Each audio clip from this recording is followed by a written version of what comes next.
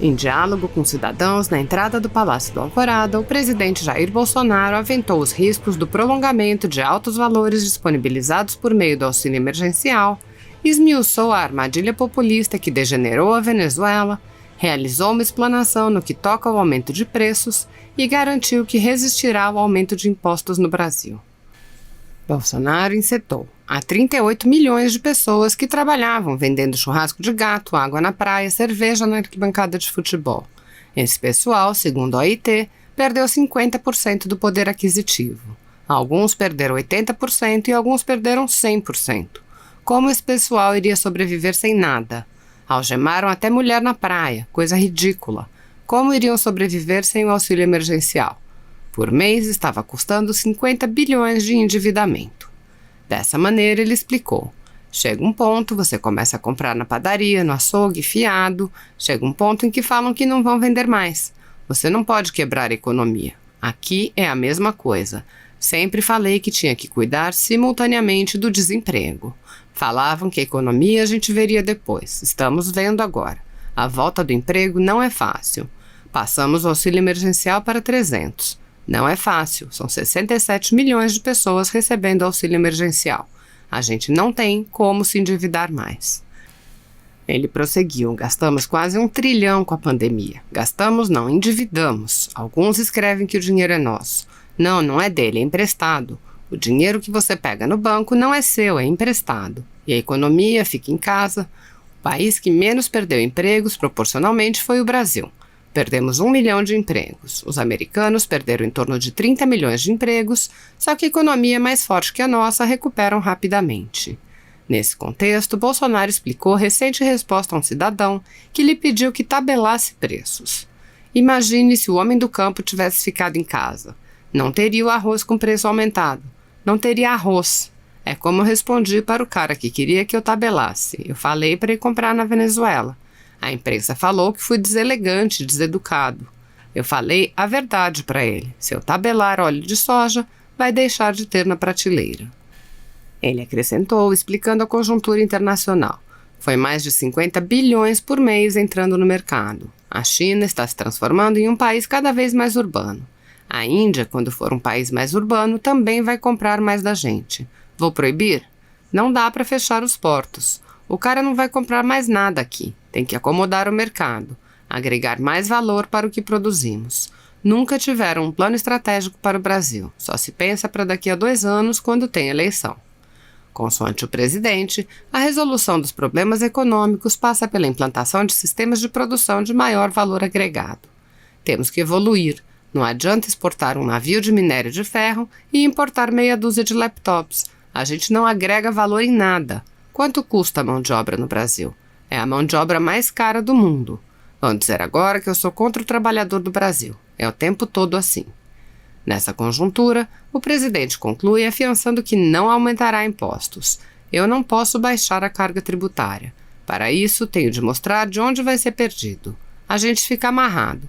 Eu garanti que não vai ter aumento de imposto. Queriam criar um imposto parecido com a CPMF. Queriam sim, estava lá. A gente volta à mão de obra. O salário mínimo é pouco para quem recebe e muito para quem paga. Se me vem falando isso, é um escândalo na mídia. Falam que sou contra o salário mínimo. Todos sabem por que acabou-se com a prisão após segunda instância. Todos sabem que o Supremo Tribunal Federal, que então era presidido por Dias Toffoli, só pautou essa matéria porque o maior interessado era o Lula. Era o Lula. É o Lula. Lula, Luiz Inácio Lula da Silva, preso por corrupção e lavagem de dinheiro. Eu vou ser bastante breve, acho que uma das discussões que está na mesa sobre valer ou não para processo em andamento, essa PEC, que vai ser certamente aprovado por essa casa, há todo o anseio popular e também a movimentação dos deputados, o que é positivo. E quero deixar minha opinião desde já que, por ser norma processual, nesse caso, deveria valer para todos os casos, inclusive os que estão em andamento. Aqui na Câmara, todos sabem por que acabou-se com a prisão após segunda instância. Todos sabem que o Supremo Tribunal Federal, que então era presidido por Dias Toffoli, só pautou essa matéria porque o maior interessado era o Lula. Era o Lula. é o Lula. Lula, Luiz Inácio Lula da Silva, preso por corrupção e lavagem de dinheiro, foi o maior interessado na decisão do STF, e o STF, por meio do seu presidente, Dias Toffoli, só pautou essa matéria por conta deste maior interessado chamado Luiz Inácio Lula da Silva. E eu vou dizer aqui, tem gente que não gosta de falar isso em público, mas aqui na Câmara todo mundo sabe, todos os deputados se conversam, os bastidores, senadores, todo mundo sabe, deputada Adriana, deputada Paula, que o Lula foi o maior responsável para que se mudasse essa jurisprudência, o que já é um absurdo em si, porque a lei deve valer para todos e não deve olhar para pessoas individualmente. A Constituição deve ser interpretada de acordo com os valores que estão ali esculpidos e não de acordo com o réu que está sendo atingido por uma de suas por um desses valores que estão ali na Constituição. E tornar a nossa Constituição maleável a ponto de colocar o país na triste posição de o único no mundo em que não há prisão mais para quem está condenado em segunda instância, é algo que é, para mim, como cidadão, principalmente como jovem, inconcebível. Eu quero acreditar num país melhor, eu quero acreditar num país em que todos estejam sendo julgados com justiça, sob a mesma lei. E no caso do Lula, ele foi condenado, aliás, em 3 instâncias. Foi, inclusive, o próprio STF negou-lhe habeas corpus.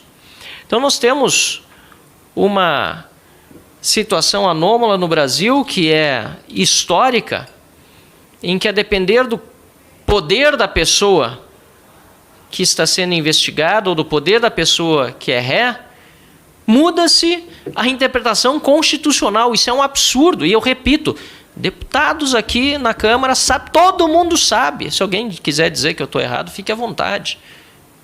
Pode contradizer a liberdade de expressão de cada um, mas eu tenho essa, não é nem convicção, nem certeza, essa constatação pelo que a gente ouve aqui na Câmara, que a gente ouve de membros do próprio Judiciário, do Ministério Público, não importa, que o Lula foi o maior responsável por esse atraso para o Brasil, que foi o fim da prisão em segunda instância. Mas precisa ser dito de forma muito clara. Eu quero parabenizar seu trabalho à frente da Frente Ética de Combate à Corrupção, minha colega deputada Adriana. Nós, na comissão mista, na Frente Parlamentar Mista em defesa da volta da prisão em segunda instância, senador Álvaro Dias e eu, ele presidindo pelo Senado, eu pela Câmara, como seu vice-presidente. Também estamos trabalhando arduamente, somos muito cobrados pela sociedade, deputada Paula, não entendem muitas vezes que não é tão fácil pautar aquilo que se quer, mesmo que a sociedade pressione, mas felizmente os trabalhos estão recomeçando nessa área, antes tarde do que nunca e antes tarde do que mais tarde, que os condenados voltem à cadeia. Minha opinião é de que essa PEC deve valer para todos os processos e não só para os novos iniciados daqui para frente. A lei deve valer para todos, é uma norma processual e por isso mesmo ela precisa ser implementada uma vez que essa emenda constitucional seja promulgada e que seja o quanto antes. É isso que espera a sociedade brasileira. Volta da segunda instância, prisão após segunda instância, já. Obrigado. Eu vi o nosso deputado, que é presidente da Frente contra a Corrupção, dizer o seguinte: aqui todo mundo sabe que esta decisão tomada no Supremo Tribunal Federal foi para favorecer o ex-presidente Lula. Mas não é só dentro do Senado, não. A nação toda sabe disso. A nação toda sabe disso. E isso aí é o que me causa mais indignação como magistrada que fui, porque isso desmerece o Poder Judiciário. Isso desmonta a credibilidade do Poder Judiciário. Porque, para proteger nós abrimos a porteira. Podemos, a partir de agora, proteger qualquer com simulacro de interpretação. De forma que esta PEC tem um valor extraordinário no momento em que ela acaba com essa questão que foi inventada. mas outras situações, outras interpretações podem ser vistas. E é por isso mesmo que o parlamento tem de ficar muito atento ao poder judiciário, na sua cúpula, inclusive, que cabe justamente ao Senado, não é por os limites necessários ao Supremo Tribunal Federal.